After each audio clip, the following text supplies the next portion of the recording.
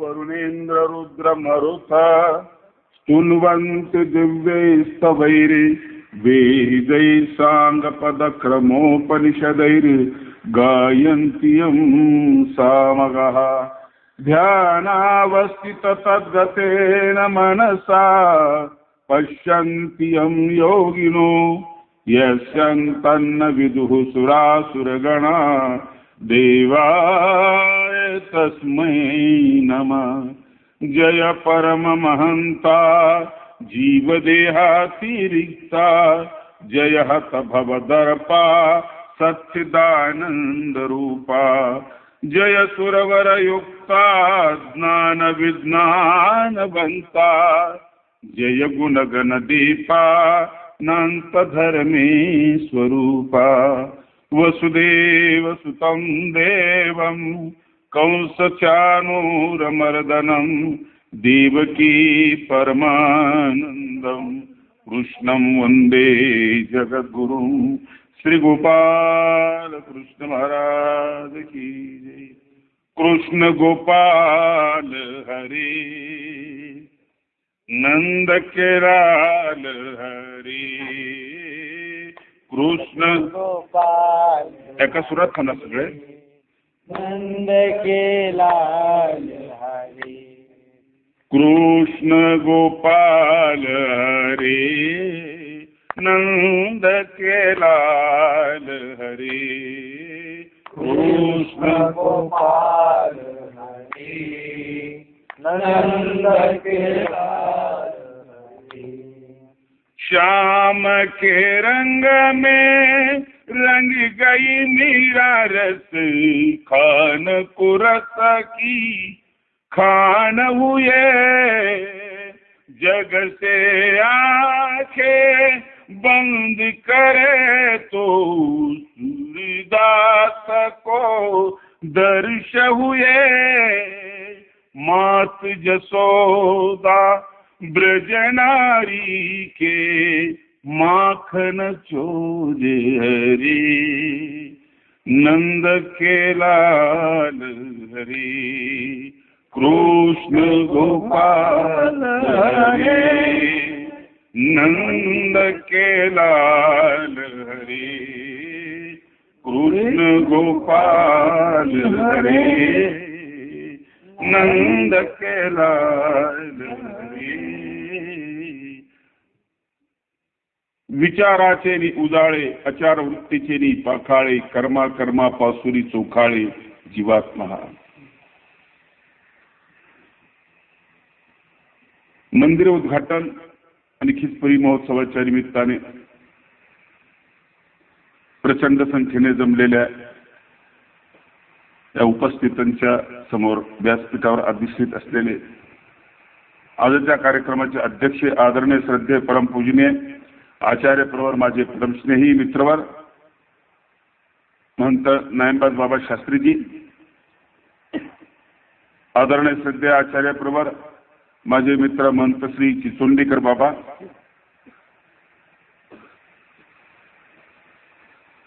प्रतिष्ठित महंत विषयाधिष्ठित संत आणि बंधू भगिनींनो,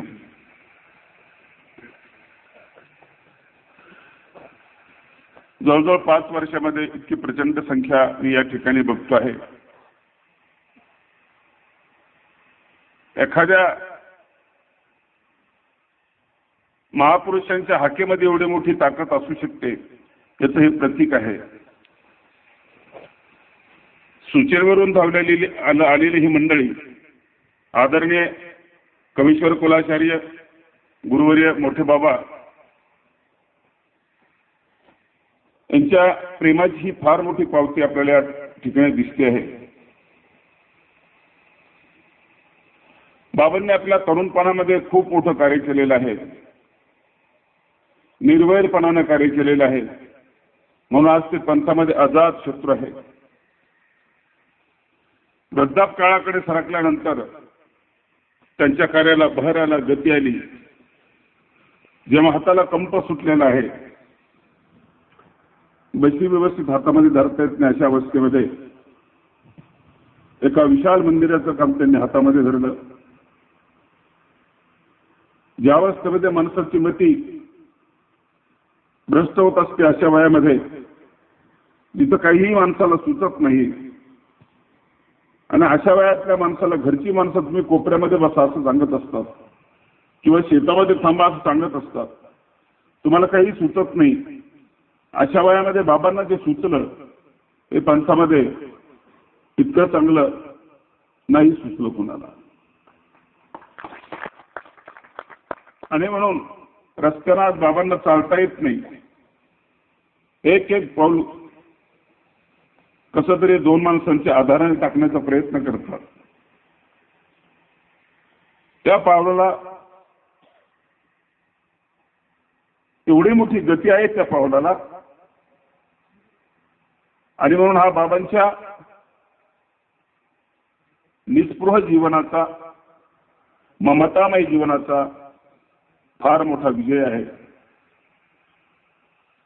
जाळीच्या देवाच्या ह्या मंदिराचं शिल्प अभूतपूर्व अशा प्रकारचं शिल्प, लाखो लोकांचं श्रद्धास्थान असलेलं हे ठिकाण, असं कुणालाही वाटत नव्हतं की याचं उद्घाटन होईल की नाही बाबांच्या उपस्थितीमध्ये. परंतु प्रभूची कृपा की आज त्यांच्या समक्ष त्यांनी सुरू केलेल्या कार्याचं उद्घाटन, तो कलशारोहण या ठिकाणी होत आहे. बंधूंनो, सगळं कसं झालेलं असेल हे? अशा महापुरुषांना हे बळ कुठून मिळत असतं? हे बल कसं निर्माण करत असतात? याचा स्रोत काय या बलाचा, हा एक महत्वाचा प्रश्न आहे. की अशा ही अवस्थेमध्ये ही उमेद जन्माला कुठून येते?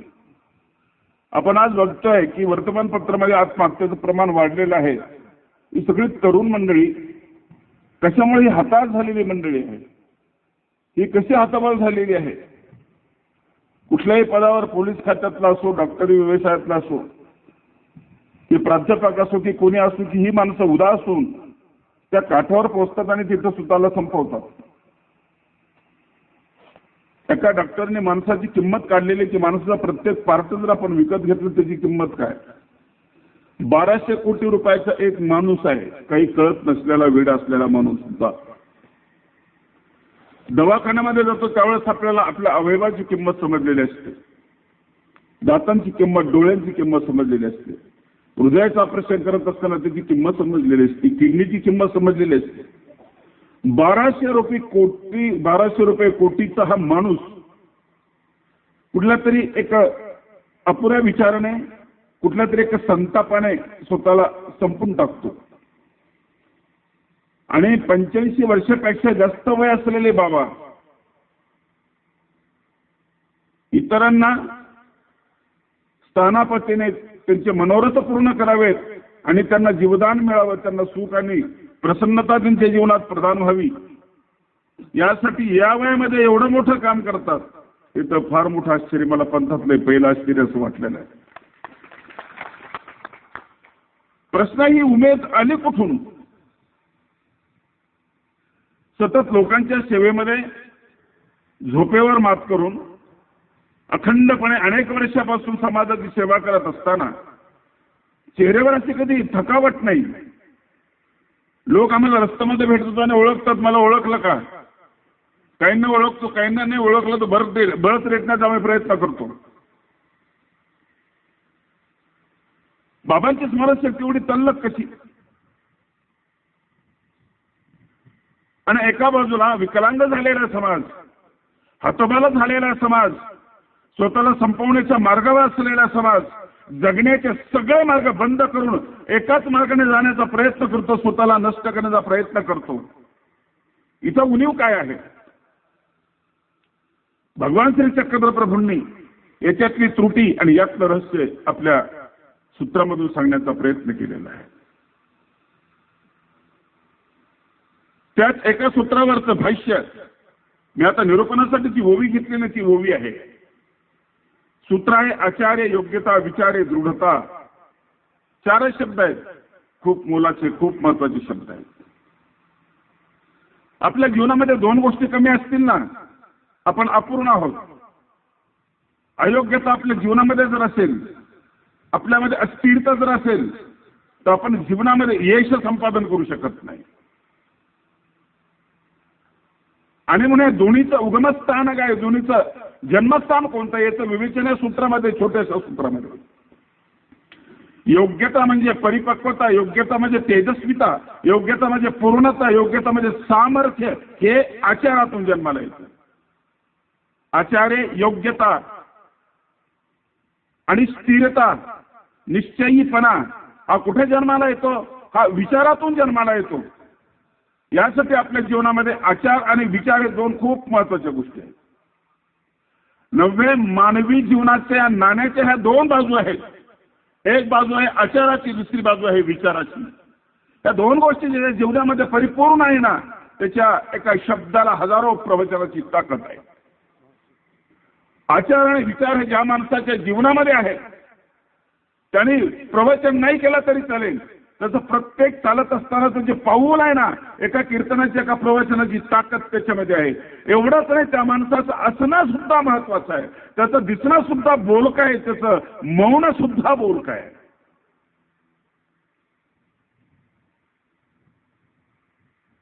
निव्वळ प्रेम त्या माणसामध्ये निर्माण झालेलं असतं. डाळिंबाच्या दाण्यासारखा प्रत्येक शब्द प्रेमाने ठसठसून भरलेला असतो. आणि प्रेम जेव्हा जेवढं काम करतं ना, तेवढं काम ज्ञान करू शकत नाही. आचार जितका बोलका आहे ना, तितकं शब्दानं काम होऊ शकत नाही. आणि म्हणून कुठल्या माणसाची निवड करत असताना आपण या दोन गोष्टींची निवड नेहमीच करत असतो. हो, ऐकलंय तो माणूस, पण त्याची वैचारिक बैठक कशी आहे? खूप हुशार, कुठल्याही विषयामधलं त्याला डीप ज्ञान आहे, कुठल्याही विषयातलं अभ्यास आहे, कुठल्या विषयावर तो बोलतो, खूप छान बोलतो. एक बाजू आपल्याला पटली, आपण दुसरी बाजू विचारतो, त्याचं वागणं कसं आहे, त्याचा आचार कसा आहे. नाही ते नका विचारू, फार व्यसन येतो, खूप खूप. त्याला गांजा चालतो, तंबाखू चालते, बिड्या चालतात, एकच बिडी 3 वेळेस वीज होतो, कानाला लटकवतो, 30 पीत बसतो. नाही भेटलं तर दुसऱ्याचे ते बुरखुंड उचलतो, तो दैले उचलतो दुसऱ्याचे, ते नका विचारू. आपण त्या माणसाचा स्वीकार करत नाही, नकोय मला. याची एक बाजू घासलेली आहे. दुकानदाराच्या हातामध्ये एखादा नाणं तुम्ही देताना तो दोन्ही बाजूने बघतो, आणि दोन्ही बाजू घासलेल्या असतात ते घेतच नाही, आणि एक बाजू घासलेली असली तरी तो घेत नाही. तो नाही चालत, घासलेली बाजू पूर्ण. असंच आहे आपल्या जीवनात. आणि तो माणूस कसा आहे, त्याचं काय बघायचं?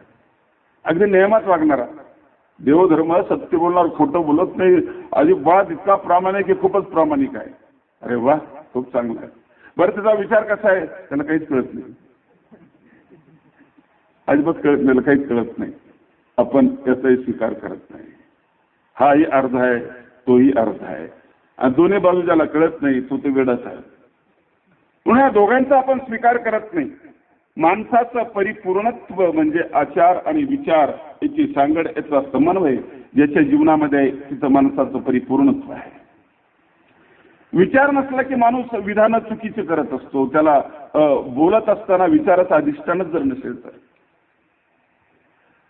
म्हणतात एक वेळेस रेल्वे स्टेशनला उभी होती, चालली होती दिल्लीला. मागची बोगी तिथल्या स्टेशनच्या लोकांनी कट केलेली होती, पुन्हा जोडायची होती, पण ते जोडायचं राहून गेले. गाडी सुरू झाली, बोगी मागची तशीच राहिली, तो डब्बा. गाडी सुरू झाली, पुढे गेली, ते मागे राहिलेल्या डब्यातले सरदारजी उतरले आणि पळत गेले. त्यांना आवाज दिला, गाडी थांबवली त्यांनी. खूप राग आलेला होता त्यांना. तक्रार पुस्तक द्या म्हणे माझ्याकडे. तो म्हणजे सॉरी यार, चुकलं, ते डब्बा जोडायचं राहिलं म्हणे आमचा. मला माहित नाही, तक्रार पुस्तक द्या. तक्रार पुस्तक दिलं आणि त्यांनी लिहिलं, तुम्ही मागचा डब्बा कायम विसरता, या दृष्टिकोनातून आजपासून गाडीला मागचा डब्बाच ठेवायचा नाही. तुम्ही हो साहेब असं करू नका, मागचा डब्बा तर राहिले, 2 डबे असले तरी मागचा डब्बा. बरं ठीक आहे, ठीक आहे, मागचा डब्बा ठेवायचाच असला तर तो मग पुढे ठेवत जमणे आजपासून. त्यांनी केलं की नाही मला माहिती नाही, आम्ही मात्र इथे केलं तसं.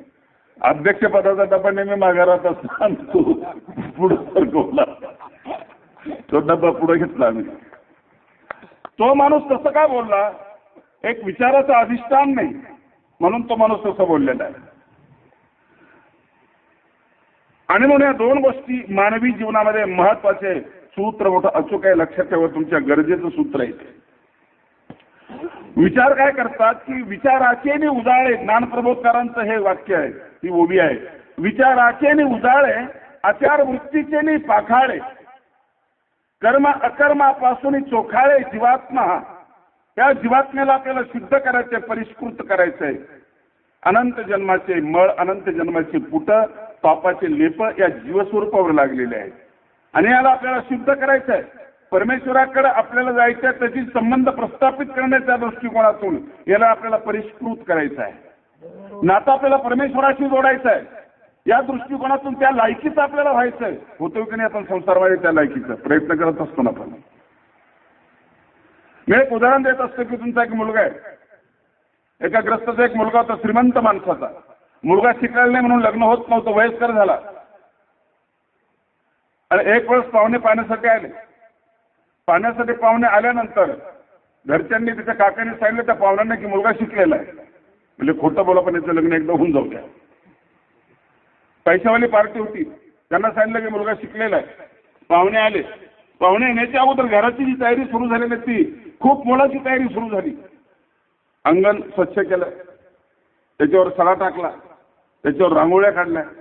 चिकेला साईडला चिंकी, अंगावर कपडे घाले, नीट कपडे घाल, पाहुणे येणार आहेत, नातं जोडायचं आहे, चांगल्याकडे जायचं आहे आपल्याला, आपण नीटनेटकं दिसलं पाहिजे. गाय होती रस्त्यामध्ये, ती बाजूला बांधली. बायांना सांगितलं तांदूळ चांगले दिसा. मागच्या वेळेला खडे होत्या तांदळामध्ये, पाहुणे नाराज होऊन गेले. पाहुणे येणार आहेत, तुम्हाला जोडायचंय, चांगल्याशी जोडून घ्यायचंय तुम्हाला. तेव्हा तुमच्यातलं जे वाईट आहे ना ते तुम्ही काढण्याचा प्रयत्न करता. मुळात सांगितलं कपडे कसले घातले अंगावर, चांगले कपडे घाल, पाहुणे येणार आहेत. अशुद्ध नको, गचाळ नको, त्याला कपडे चांगले घालायला लावले. त्याला सांगा दाढी कर, कशी वाढली दाढी. त्यांनी दाढी केली आरशासमोर बरोबर, उलटी घातली, सुलटी घातली, तिरपी तारपी, असं वाटत की आतून दाढी करू कमी, चकचकीत दिसलं पाहिजे, चिकन चोपडा दिसलं पाहिजे. ही तयारी. परमेश्वराशी तुम्हाला नातं जोडायचं आहे, तेव्हा तुम्हाला ती तयारी करावी लागेल की नाही. पाहुणे आले, चहा पाणी झालं, पोराशी थोडंसं बोलणं झालं.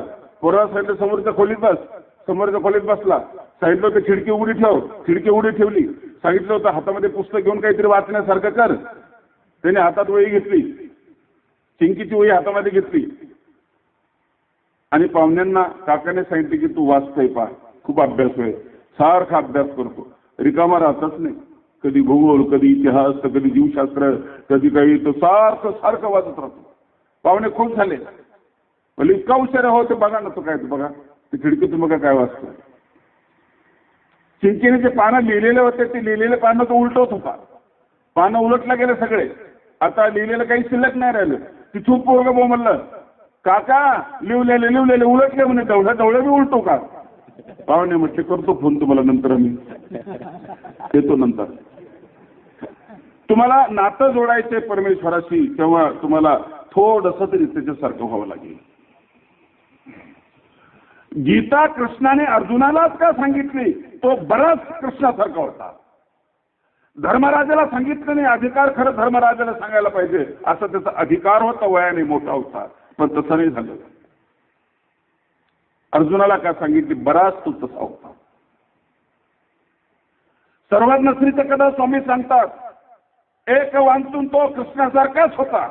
सकाळ सामग्री या सामग्री वंतू, त्याला फक्त ब्रह्मविद्या माहिती नाही, बाकी सारखाच होता. आणि सर्वज्ञाचा उल्लेख करतात, उदाहरण देतात की तो सारखा कसा होता. त्याच्या चरित्रामध्ये संदर्भ आहे. कृष्ण अभिनेता आहे, अर्जुन अभिनेता होता. कृष्णाला वाद्य वाजवता येत होता, अर्जुनाला मृदंग वाजवता येत होता. कृष्ण नाचत होता, अर्जुन नृत्य करत होता विराटाच्या घरी. उत्तरेला त्याने नृत्य शिकवलेलं आहे. 64 कलेचा अभ्यास अर्जुनाचा होता. दोघांना धनुष्य चालवता येत होतं. दोघंही योद्धा होते. हे सगळेच गुण दोघांमध्ये होते.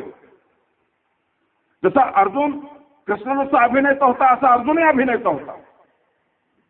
विराटाच्या घरी स्त्रीचं वेश धारण करून गृहन्नडा नाव ठेवून 1 वर्ष तो विराटाच्या घरी राहिला, नाही ओळखाला कोणाला. एक योद्धा त्याच्या हातातला धनुष्याचा टणत्कार ऐकला की रथी महाराज गर्भगळीत होतात, तो स्त्रीसारखं नाजूक बोलतो. 1 तासासाठी 2 तासासाठी नाही, 3 घंट्यासाठी नाही. 3 घंट्याचं नाटकच तासा नाहीये, हे नाटक नाहीये. 1 वर्षभर पुरुषांना त्याने ओळखाला, स्त्रियांना नाही ओळखाला. ज्या मुलीला नृत्य शिकवलं विराटाच्या मुलीला, तिच्याही लक्षात नाही आलं की हा पुरुष आहे. एवढं लक्षात, अर्जुन तर सोडा, पण हा पुरुष आहे हेही लक्षात नाही आलं. कसा अभिनय अर्जुनाचा, किती सारखेपणा आहे कृष्णामध्ये त्याच्यामध्ये. पूर्वी आमच्या नाटकामध्ये स्त्री पात्र करणारे पुरुष मंडळी असायची. 3च तासाचं नाटक असायचं. तारामतीचं काम करणारा पुरुष, द्रौपदीचं काम करणारा पुरुष स्टेजवर यायचे, तेवढं स्त्रीसारखं करायचे.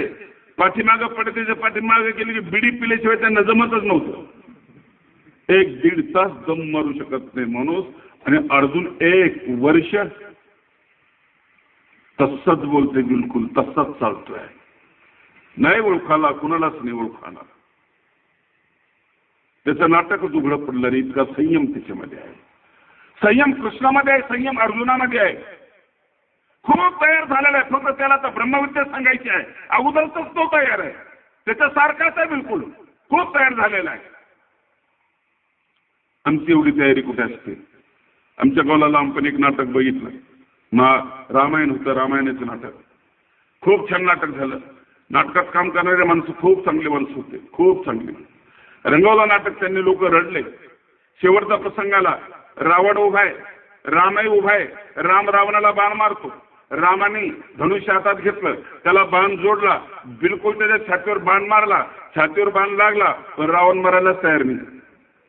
लोक म्हणण्याचं काय झालं, रामाच्या ते एकाच बाणात माणूस मरत असतो, हा कसा मरत नाही. अनेक नाटकं बघितले, खूप नाटकामध्ये एका बाणामध्ये रावण मेलेला, हा का मरत नाही. दुसरा बाण मारला, तो मरायलाच तयार नाही.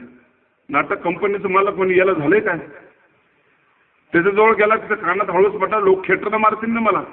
तिकीट काढून लोक पैसे खर्च करून आले, तू असं मरत का नाही, तू असं कुठं नाटक असतं का. तो म्हणे नाही मारायचं, मला नाही मारायचं. का बरं मारायचं रे, माझी खुशी म्हणे मला नाही मारायचं. अरे असं नसतं, तुझ्या पाया पडतो, असं करू नको, मर तू. म्हणजे मी नाही मरत. अरे तू का मरत नाही, म्हणजे माझ्या मागच्या प्रयोगाचे 500 रुपये तुमच्याकडे अडकलेले आहेत, हे मिळाल्याशिवाय मी मरणारच नाही. लोक पैशासाठी मरत असतात ना, मी मरणारच नाही त्याशिवाय. नाईलाज झाला, 500 रुपयाची नोट त्याच्या हातामध्ये दिली, त्यांनी ठेवली तिथं बरोबर कपड्यामध्ये. आणि रामाला सांगितलं बाण मार, मी मरायला तयार आहे. ते मालकाने सांगितलं मार रे बाण. तो म्हणजे मी बाण मारत नाही. आता तुला काय झालं बाण मारत नाही, माझे 200 रुपये तुमच्याकडे अडकले, म्हणजे ती मिळल्याशिवाय बाणच मारत नाही. 1 वर्षभर गृहन्नडीच्या स्वरूपामध्ये अर्जुन राहतो. म्हणजे अर्जुन बराच सारखा होतो, बराच तसा होण्याचा प्रयत्न करतो. विचाराचे आणि उजाळे, तुमच्याकडे जो अंधार आहे, अंधारामध्ये तुम्ही प्रवास केलेला आहे. आता तुम्ही अंधारामध्ये प्रवास करता. तमसो मा ज्योतिर्गमय, तुम्हाला अंधारातून प्रकाशाकडे जायचं. अंधारातल्या माणसाला काही दिसत नाही. अज्ञानाच्या अंधारात असलेल्या माणसाला काही दिसत नाही. म्हणून विचाराचा उजाळा त्या ठिकाणी महत्वाचा आहे, विवेकाचा उजाळा. हा झाला विवेकाचा उजाळा. तुम्हाला लाईट लावून दिलेले, तुमच्या अंगावरचे कपडे भरलेले तुम्हाला दिसले, ते मळून गेलेले कपडे तुम्हाला दिसलेले आहेत. विचारानं एकच काम केलं की तुम्हाला दाखवलं, तुमची जागा दाखवली, तुम्ही कशा आहात हे तुम्हाला दाखवलं. पण ते धुण्याचं काम विचार नाही करणार.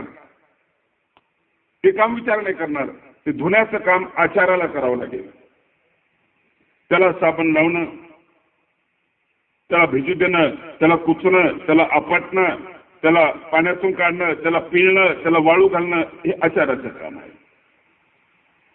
आणि असं जर केलं तर कर्म अकर्मापासूनही चोखाळे. कर्म आणि अकर्मापासून हा बाजूला होतो, अलिप्त होतो, शुद्ध होतो, परिष्कृत होतो. आणि मग कुठेतरी ईश्वराशी नातं आपलं जुळत असतं, परमेश्वराशी आपला संबंध प्रस्थापित होत असतो. कृष्णाचा अर्जुनाला विवेकाचं अधिष्ठान देतो, लक्षात ठेवा. ज्ञानेश्वरीमध्ये सुद्धा सुरुवातीला ओवी आहे, साहित्य सोनियाची आखाणी, उघडवी देशीयची एक शोणी, विवेक वल्लीची लावणी होऊ देई सैंग. विवेकाचं अधिष्ठान जर असलं, मला विवेकाचं बीजारोपण करायचंय, त्यांनी गुरुदेवाला प्रार्थना केली, मला विवेकाचं बीजारोपण करायचं आहे. महाराष्ट्रामध्ये विवेक नाही, विवेकापासून दूर असलेला खूप मोठा समाज आहे, जो अज्ञानाच्या गर्तेमध्ये सापडलेला समाज आहे. ठराविक लोक आहेत, त्या ठराविक लोकांमध्ये ज्ञान आहे आणि तेही त्यांनी बंद केलं संस्कृतच्या कडिकोल्पामध्ये. नाही, मला त्यातून ते बाहेर काढायचं आहे. हेच काम सर्वज्ञ श्री चक्रधर प्रभूंनी अगोदर केलेलं आहे. जे संस्कृतमध्ये आहे, जे गुपित, जे रहस्य, उदाहरणार्थ सांगतो, परमेश्वर कसा आहे, तो पूर्ण आहे, पूर्ण कालातील तसाच आहे, तेवढाच आहे असं सांगणारा उपनिषदाचं मंत्र, ओम पूर्णमद पूर्णमिद पूर्णस्य पूर्णमिद पूर्णात् पूर्णमुदच्यते पूर्णस्य पूर्णमादाय पूर्णमेवावशिष्यते. नाही कळत लोकांना हा मंत्र. सर्वज्ञ श्री चक्रधर स्वामींनी तोच मंत्र कसा सांगितला, बाई या दिव्यावरून दिवा लावून जर नेला दुसरा तर पहिला कमी होतो का? पूर्णातून पूर्ण काढून नेल्यानंतर पूर्ण कमी झालाय काय? पूर्णस्य पूर्णमादाय, पूर्ण बाजूला काढल्यानंतर पूर्णमेवावशिष्यते, पूर्ण शिल्लक राहिलेलं आहे. लोकांच्या भाषेमध्ये लोकांना समजावून सांगण्याच्या दृष्टिकोनातून श्री चक्रधर प्रभूंनी हा सुरुवातीला जो प्रयोग केला तो किती मोलाचा आणि किती महत्वाचा प्रयोग आहे. साधे सरळ सामान्य असलेला समाज फार मोठा समाज आहे, जो खूप दूर आहे, त्या ज्ञानापासून दूर आहे. इकडे वैदिकांचे मंत्र होतात, यज्ञशाळा असते, तिथे यज्ञ होतात, तिथं मंत्र म्हटले जातात, गायत्री मंत्र म्हटले जातात. ओम भूर्भुवः स्वः तत्सवितुर्वरेण्यं भर्गो देवस्य धीमहि धियो यो न प्रचोदयात्. ऐकायला गोड वाटत होते बहुजन समाजाच्या माणसाला, कळत काहीच नव्हतं. मग त्यांनी त्यांचे मंत्र सुरू केले. करतील काय?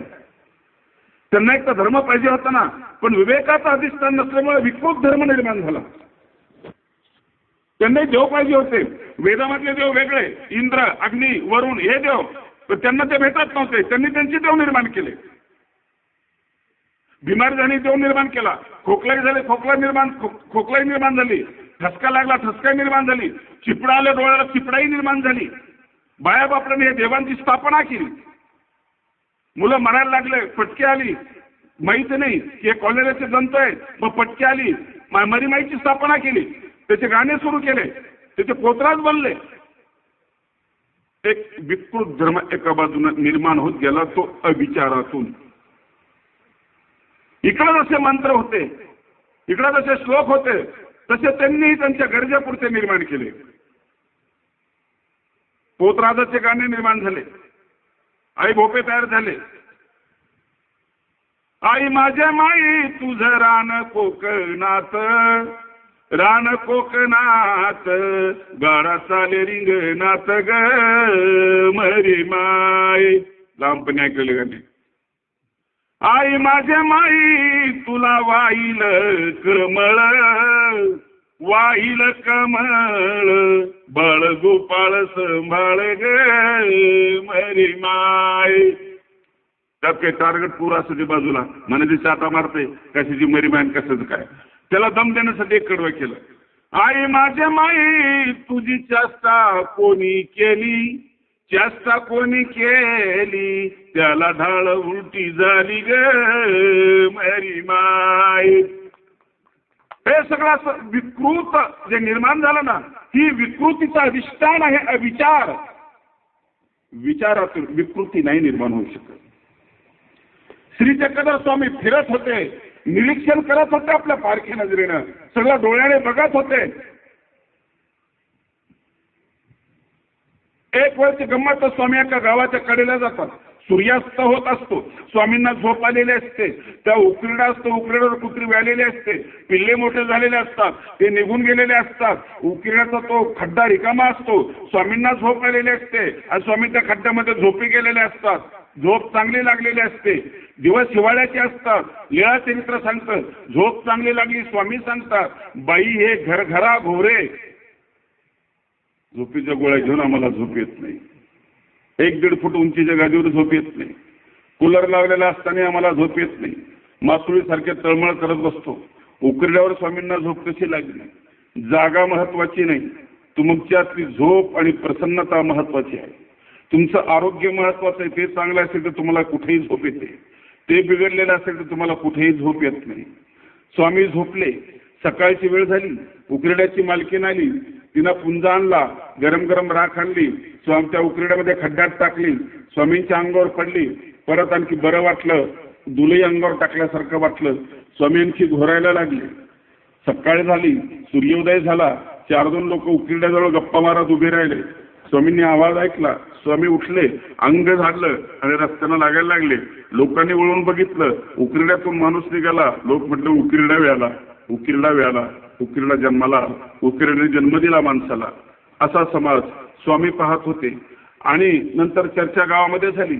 लोकांनी हा सुद्धा विचार नाही केला, उकिरडा नवसं करून मुलं होत नाही, नारळ बांधून मुलं होत नाही, लवकर उट्या करून मुलं होत नाही, गुजरातला चक्कर मारून मुलं होत नाही, आणि उकिरड्याला मुलगा, बाईला मुलगा होत नाही, उकिरड्याला दाढी मिशी सगळच, कपड्याला सगळच, 26-27 वर्षाचा, एवढंही डोकं असू नये त्या लोकांना.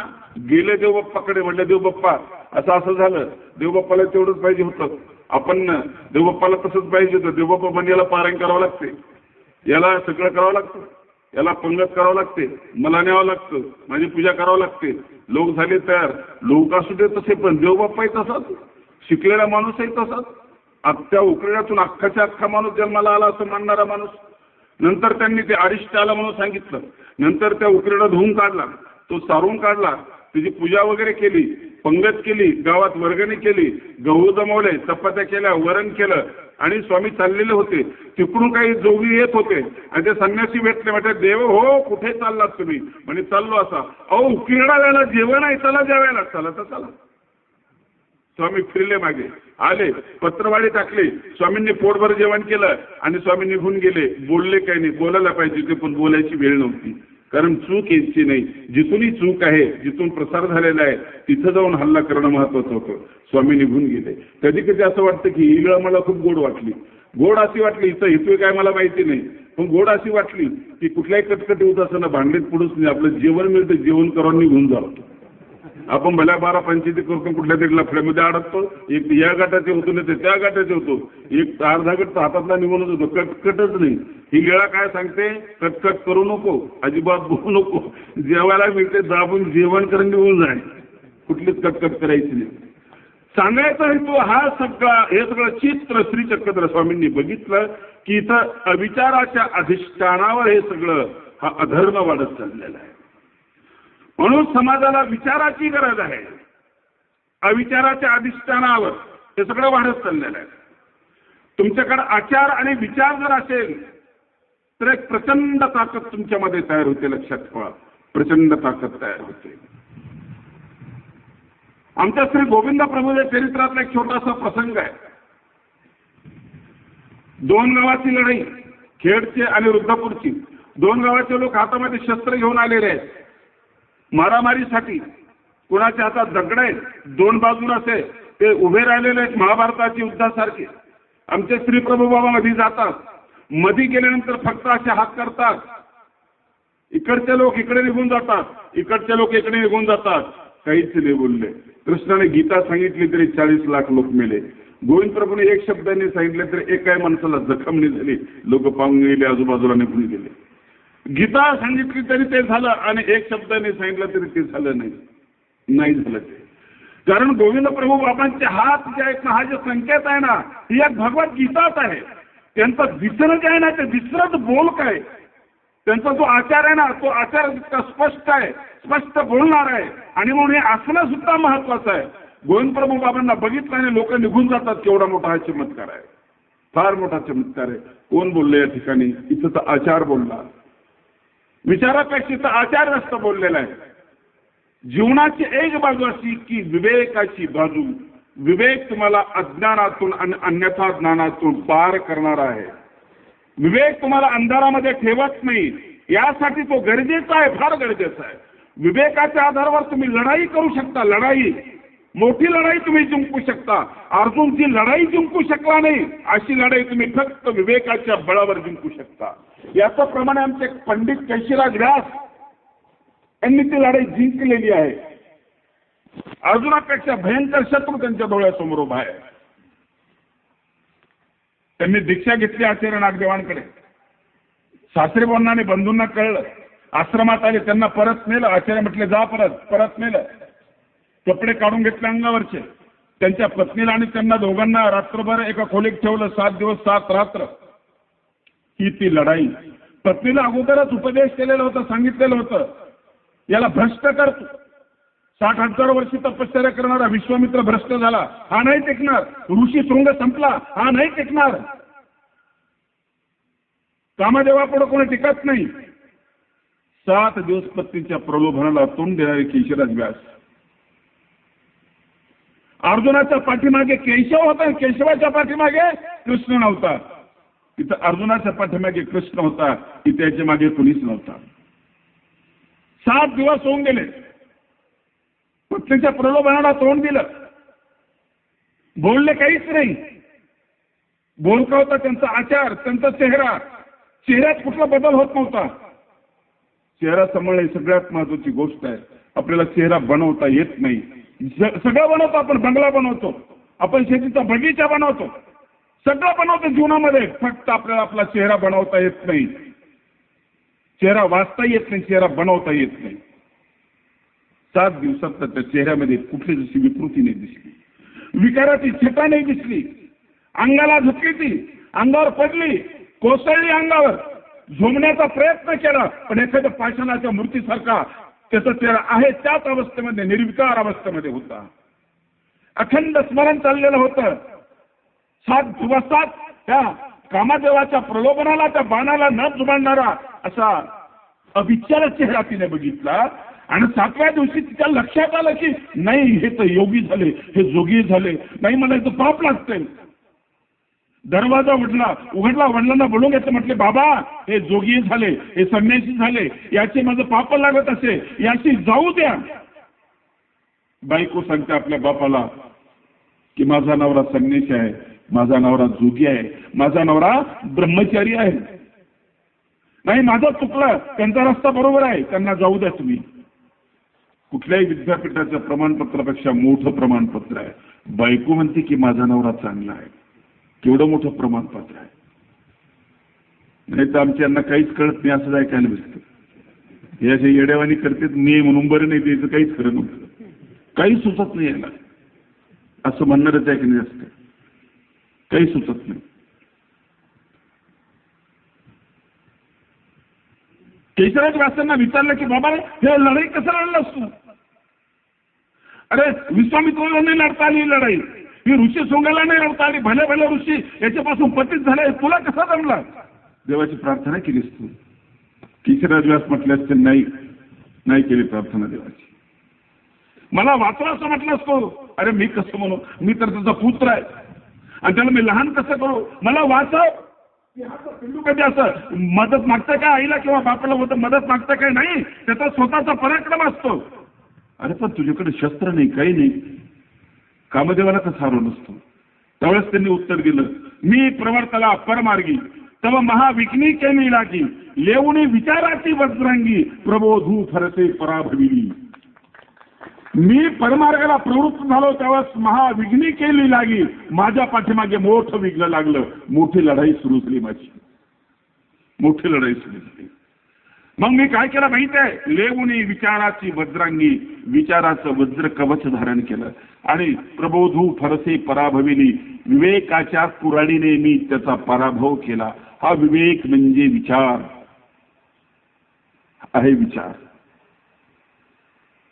सारासार निवडण्याची जी क्षमता आहे ना, त्याला विचार असं म्हणतात. आपण गोंधळून जातो, आपल्याला ते निवडता येत नाही म्हणून आपण फसत राहतो सारखे. आपले निर्णय नेहमीच चुकत राहतात आणि म्हातारपणी सगळा इतिहास लक्षात येतो. हे बी चुकलं, ते बी चुकलं, त्यावेळेचा अंदाजही चुकला, तो मित्र बी चुकला, फसवा निघाला, सोयरीने मी धोका दिला, अमकेने धोका दिला, वस्तू चुकीची खरेदी केली, ती गाडी घेताना फसलो. विवेकाचं अधिष्ठान नसल्यामुळे असं झालंय सगळं. विवेक म्हणजे ज्ञान, ज्ञान म्हणजे प्रकाश. विवेकाचं अधिष्ठान जर असेल ना, तुमच्या नजरेमध्ये ताकद आहे, तुमच्या बोलण्यात ताकद आहे, तुमच्या स्पर्शात ताकद आहे. कारण तिथून ते किरण असे प्रसारित होत होतात. तुमच्याकडे विवेक जर असेल ना, तर तुम्ही लढाई जरी केली, लढाई केल्यानंतरही तुम्हाला पाप लागणार नाही असं भगवंत गीतेत सांगतात. पाप नाही लागणार तुला. म्हणून तर भगवान श्रीकृष्ण अर्जुनाला लढाईची तयारी करून देत आहेत. लढाईला जाताना कसं जायचं हे सांगतायत. आई जसं मुलाचा डब्बा करून देते ना शाळेत जाताना, असं भगवंत त्याची तयारी करून जात आहेत. ते म्हणतात लढाई करत असताना सुद्धा तू संताप रहित होऊन लढाई कर. संताप काढून टाक, लढाई कर. संताप काढून टाकल्यावर लढाई करता येते का? क्रोध काढून टाक आणि लढाई कर, करता येते का? भगवंत संताप करता येते. युद्धस्व विगत ज्वर, युद्ध कर पण संताप रहित हो युद्ध कर. तुला त्याचं पाप नाही लागणार. आमच्या कर्माला एक उतारी आहे, विंचू उतरवणारा माणूस. कोणी त्याच्याकडे जातं आणि त्याला म्हणतं की अमुक अमुक माणसाला विंचू चावला, एक मुस्कडात ठेवून देतो जोरात, त्याचा विंचू उतरलेला असतो. हा जेव्हा मुस्कडात ठेवून देतो तो रागरागात ठेवून देत नाही, संताप रहित होऊन ठेवतो. त्याचा औषधीच आहे. त्याचा मुलाला विंचू चावला कोणी सांगत तर त्याला बायकोला मुस्कडात ठेवून देतो. तिला बी राग येतो, तिची पद्धतच ती आहे. जोरात चापट मारत असताना क्रोधरहित होऊन मारलेली ही चापट आहे. तिथं कुठे आहे क्रोध? तिथं औषधी आहे. क्रोध लागते जोरात, पण संताप नाही. संतापाशिवाय लागलेली ही चापट आहे. तुम्ही शुगर फ्री गोळ्या घेता की नाही? गोड असते पण साखर नसते. साखर रहित असलेली ती गोडी आहे. संताप रहित असलेलं ती युद्ध करतो. संताप रहित असलेलं समतोल ठेव. बावळ्यासारखं करू नकोस. संताप आला की माणूस चुकीचं बोलत होतो की नाही? संतापाच्या भरात काही बोलत नाही माणूस, काही बोलतो. संताप नसेल तर माणूस बरोबर बोलत असतो. संताप रहित होऊन पैगंबराचं चरित्र वाचत असताना मला त्यात एक प्रसंग खूप छान आवडला. पैगंबराने त्याच्या सैनिकाला असं युद्ध करण्याचा सल्ला दिला, निर्वैर युद्ध कर.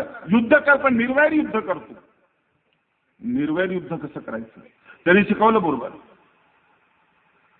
एक वर्ष अली खान नावाचा एक त्यांचा सैनिक शत्रूसोबत लढत होता. दोघांच्या हातामध्ये तरवारी होत्या. खणखणाट तरवारीचा होत होता. ठिणग्या उडत होत्या. दोघेही थकले, घामाघूम झाले. दोघांचे हात गळून गेले, थकले, भागले. दोघांनी तरवारी फेकून दिल्या आणि त्यांचं मुष्टियुद्ध सुरू झालं. कुस्ती सुरू झाली.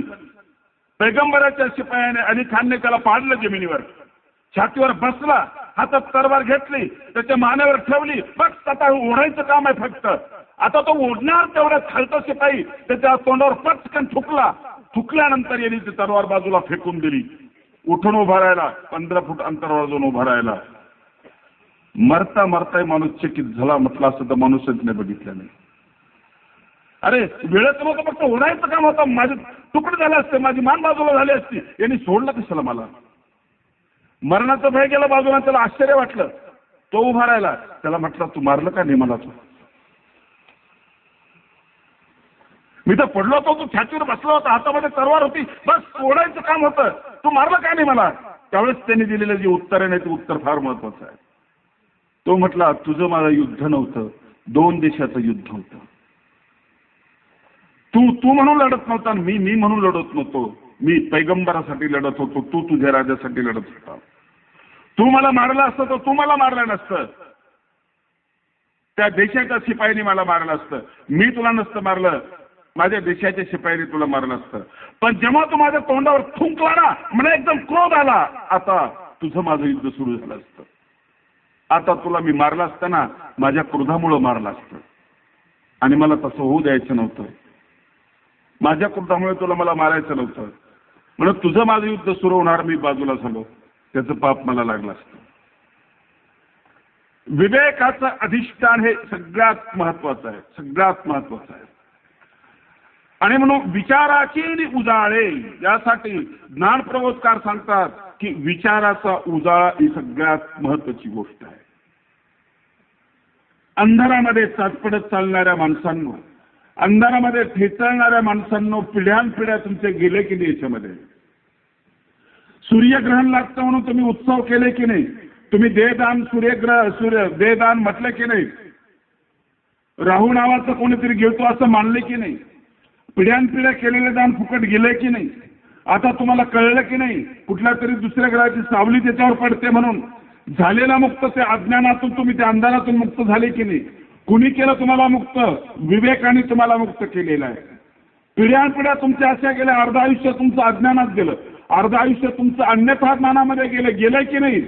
आता जाणार नाही. विवेक असेल तुमच्याकडे, विचार जर असेल ना तर आता नाही जाणार. आणि आचार जर असेल तर तुम्हाला मूल्य येईल, लक्षात ठेवा. याचं कारण की आचारानं तुमचं जीवन तोलामध्ये राहील आणि तोलामध्ये मोल असतो, लक्षात ठेवा. तोलामध्ये राहील. आचाराचं मूल्य आहे, जबरदस्त मूल्य आहे. इतकं मोठं मूल्य कशाचंच नाही आचारासारखं. एवढं मोठं मूल्य कशाचं नाही. मी एक उदाहरण सांगत असतो. डॉक्टर बाबासाहेब आंबेडकर भारतात सगळ्यात जास्त अभ्यास केलेले, डिग्र्या घेतलेले ते. त्यांना ज्ञानाचा सूर्य म्हणतात. 27 वर्ष त्यांनी हिंदू धर्मातून बाजूला निघण्याचा विचार केला. 27 वर्ष संयम ठेवला. पण जेव्हा त्यांचा संयम तुटला आणि धर्मांतर करायचं त्यांनी ठरवलं तर त्यांनी ज्या देशातून विदेशातून डिग्र्या घेऊन आले त्या लोकांना नाही विचारलं. भारतातल्या विद्वान लोकांना नाही विचारलं. शास्त्री पंडितांना नाही विचारलं मी काय करू म्हणून. भारतीय घटनेचा शिल्पकार असलेला हा इतका विद्वान माणूस विचारतोय कुणाला? कुणाला विचारलं? गाडगे बाबांना विचारलं. कुणाला विचारलं? ज्याला सही करता येत नाही त्याला विचारलं. भारतीय संविधान लिहिणाऱ्या माणसाने डोकं शांत ठेवून विचार करा. कुणी कुणाला विचारलं? ज्ञानाने आचाराला विचारलं. विवेकाने आचाराला विचारलं. अंगठ्यामध्ये केवढी मोठी ताकद आहे. गाडगे बाबांना सही करता येत नाही, ते अंगठा टेकवायचे. पण त्या माणसाला कळलं की ह्या अंगठ्यातून विद्यापीठ जन्माला येणार आहे. आज अमरावतीच्या विद्यापीठाला गाडगे बाबांचं नाव दिलेलं आहे. हा अंगठा साधा अंगठा नाही, याच्यामध्ये विद्यापीठाची ताकद आहे. गाडगे बाबांच्या पायाजवळ बसून सल्ला घेतला, बाबा मी कसं करू सांगा ना. कुणी कुणाला विचारलं. ही ताकद कुणाची आहे? ही ताकद आचाराची ताकद आहे. आचाराचं बोलणं जेव्हा कमी होताना लक्षात ठेवा.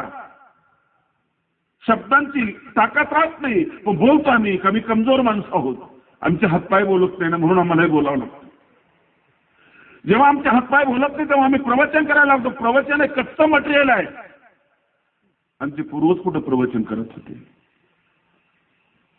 फक्त दिसत होते. त्यांचं असणं आणि त्यांचं दिसणं लोकांवर प्रभाव टाकून जात होतं.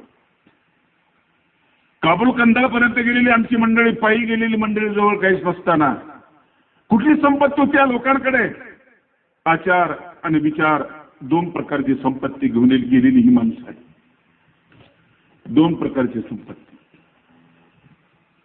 आचार परमो धर्म, आचार परमम तप, आचार परमम ज्ञानम, आचारात किम न साध्यते. काय साधलं आपल्या आचारामध्ये? तेच तर ज्ञान आहे, तेच तर तप आहे, तेच तर वैराग्य आहे, तेच तर सगळं आहे. सूत्र थोडंसं समजून घ्या, ओवी थोडीशी समजून घ्या.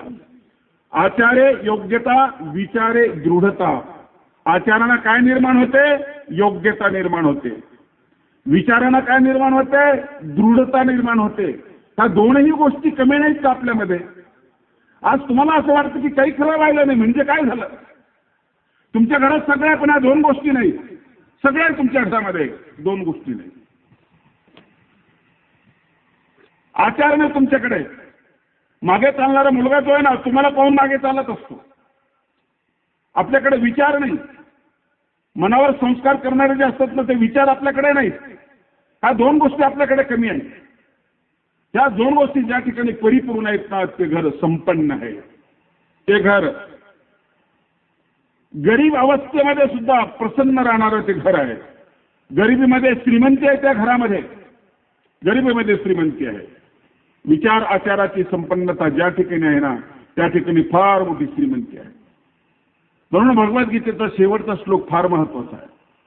यत्र योगेश्वर कृष्ण, यत्र पार्थो धनुर्धर, तत्र श्रीड विजयो भूतीर ध्रुवा नीतीर मतीर मम. संजयाचा श्लोक आहे, अर्जुनाचा श्लोक नाही आणि कृष्णाचा श्लोक नाही. तटस्थ माणसाचा श्लोक आहे. जो हस्तिनापूरच्या राजाचा सेवक आहे, नौकर आहे, त्याचं बोलणं आहे. त्यांनी समारोप केलेला आहे. उद्घाटन एका आढळ्या माणसाने केलं गीतेचं, आणि गीतेचा समारोप डोळस माणसाने केला, खूप लांब पाहणाऱ्या माणसाने केला. सुरुवात केली आंधळ्याने, ज्याला दिसतच नाही. शेवट केला त्याने, ज्याला पूर्ण दिसत. पूर्ण गीता ऐकल्यानंतर तो असं सांगतोय त्या राजाला न भीता न घाबरता. खरं तर त्यांनी तसं बोलू नये. सेवकाने असं बोलायचं नसतं. विरोधी पक्षाचं वर्णन करायचं नसतं. विरोधकाचं कौतुक करायचं नसतं. आमदाराच्या सोबत इलेक्शन पिरियडमध्ये असलेला ड्रायव्हर जेव्हा ड्रायव्हरला विचारलं की कसं रे वातावरण, त्यावेळेस समजतो साहेब 100% तुमच्यासारखंच आहे. त्याला बोलावंच लागतं. मनामध्ये म्हणतो की तुझी बायको तुला मतदान करणार नाही, पडल्याशिवाय राहत नाही तू. पण त्याला बोलावं लागतं. का बोलतो? दडपणामुळे बोलतो, प्रलोभनामुळे बोलतो. संजयावर दडपण होतं पण ते निघून गेलं. विवेक त्याच्यामध्ये घुसला आणि ते दडपण निघून गेलं. विवेक तुमच्यावर दडपण ठेवत नाही ठेवत दडपण. विवेक पूर्ण ओळखतो की याची अवकाश तरी काय, याची हिंमत तरी काय, हा करून करणार तरी काय आहे. त्याचं दडपण निघून गेलेलं आहे. संजय एक साक्षीदार आहे आणि तो म्हणतो हे हस्तिनापूर नरेश राजन संस्मृत्य रूप मत्यद्भुतम हरे विस्मयो मे महन राजन हृष्यामी च पुनः पुनः. काय सांगू. हस्तिनापूर नरेश हे धृतराष्ट्र महाराज.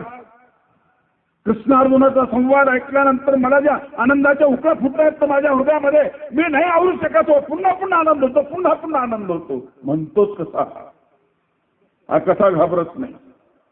आता निर्भय झालेला आहे.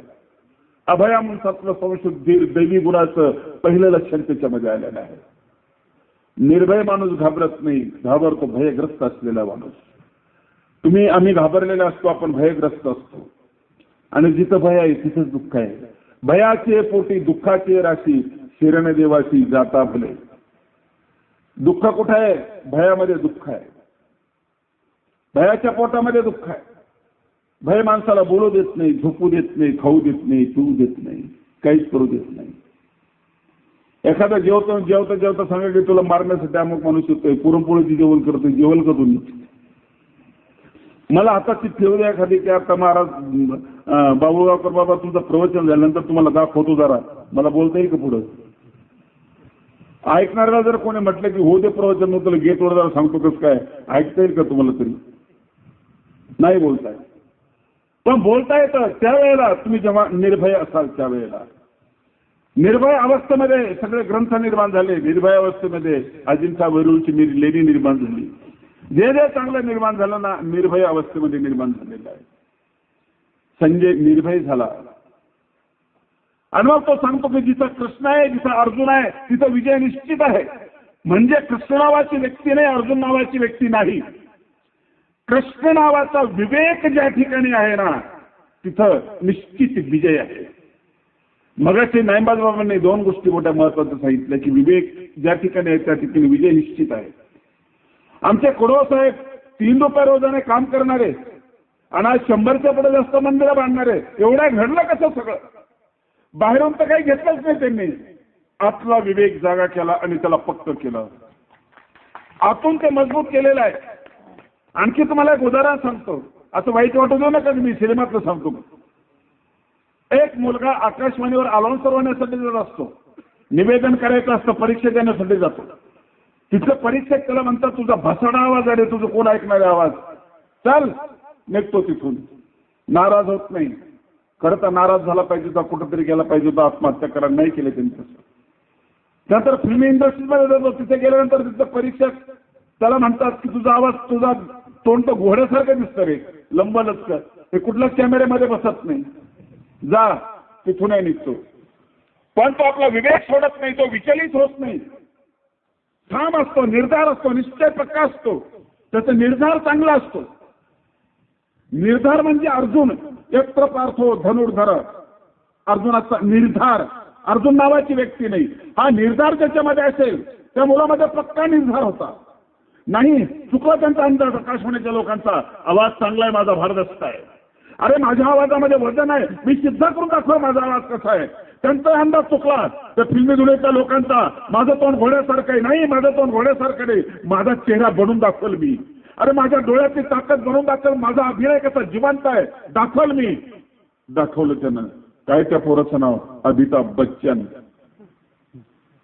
आज म्हातारा झाला तरी कुठला कॅमेरा असा की त्याचा चेहरा टिपत नाही.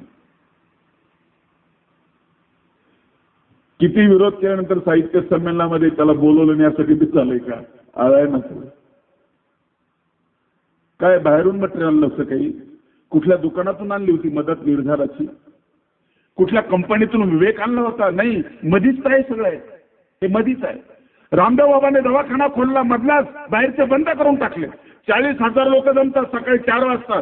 4 वाजता कुठला हिरो येऊ द्या चित्रपटात किंवा नेता येऊ द्या, लोक उठणार नाही. पण लोक उठतात आणि बाहेरची काहीच मदत नाही. करा भस्त्रिका, कपालभाती करा, अनुलोम करा. आपणच आपल्याला हसायचं, आपलंच पोट पुढे न्यायचं, आपलंच मागत न्यायचं, आपला जाणता लावायचा, आपल्याच नाकानं हवा घ्यायची, दुसऱ्या नाकाने हवा सोडायची. ठीक झालं लोकांचं. डायबिटीस नॉर्मल झाली ना, बीपी नॉर्मल झाली ना, आलं कुठून आहे? हे तर मधीच आहे, मधीच आहे. हा संयम मधीच आहे आणि त्याला रेटणारा निर्धार मधीच आहे. अर्जुन जर असला तर त्याच्यामध्ये सातत्य राहील, निर्धार पक्का राहील. अर्जुनाचा निर्धार महत्वाचा आहे. अर्जुन दिव्यास्त्र प्राप्त करण्यासाठी चालला. मधीच आली एक परी, एक नर्तकी मध्ये आली. देवाची वारंगणा एक मध्येच आली. ती नाचायला लागली, खूप चांगलं नाचली, खूप चांगलं गाणं म्हटली.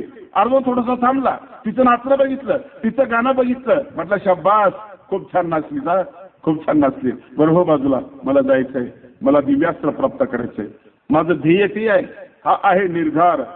ज्या माणसाच्या जीवनामध्ये ह्या 2 गोष्टी आहेत ना, निर्धार आणि विवेक, तिथं विजय आहे असं संजय सांगतो. तत्र श्री विजयो भूतीर ध्रुव आणि तीर मतीर ममा. निश्चितपणाने मी सांगतो की त्या ठिकाणी विजय आहे.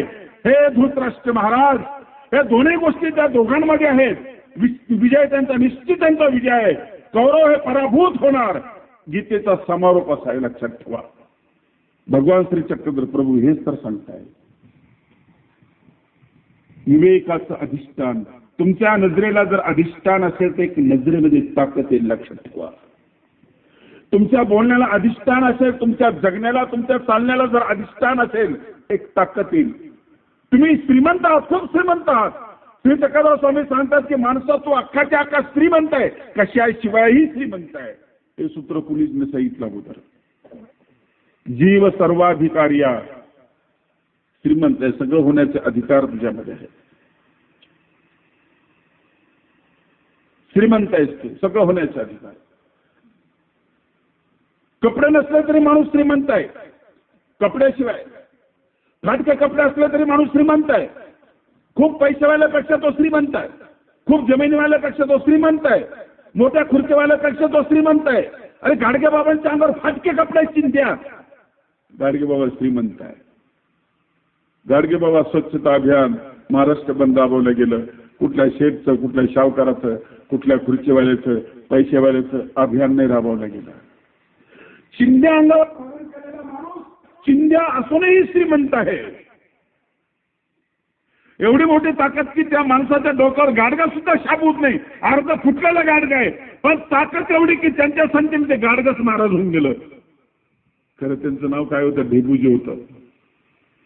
फुटक्या गाडग्याने ज्याच्या सहवासामध्ये महाराज व्हावा इतका श्रीमंत माणूस.